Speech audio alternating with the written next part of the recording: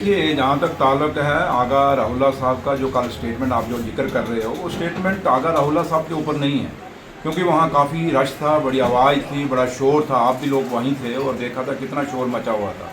उसके बीच में मुझे किसी ने सवाल पूछा आगा उसका जो बीजेपी का कैंडिडेट है, तो मैंने उसके ऊपर कहा कि उस आगा को मैं जानता ही नहीं हूँ, मैं पहचानता हूँ, मुझे पता ही नहीं कौन है कौन नहीं है। तो जहाँ तक आगा राहुल्ला साहब का, वो नेशनल कॉन्फ्रेंस के ऑनरेबल एमपी हैं और लीडर हैं नेशनल कॉन्फ्रेंस के, उनके लिए तो हमने क्या, वो उनको तो मैं रोज़ हम जानते हैं, क्यों नहीं, मैं तो उनके घर पे गया हूँ। तो जहाँ तक ताल्लुक है जो बीजेपी का है, कोई आगा को खड़ा किया हुआ है, मुझे नहीं पता कौन है कौन नहीं है, इसलिए उसके ऊपर मैंने ये बयान दिया। बाकी है कि अब मीडिया का काम है तोड़ मरोड़ के अपनी टीआरपी बढ़ानी, वो बढ़ाते रहें, मुझे उससे लेना देना नहीं।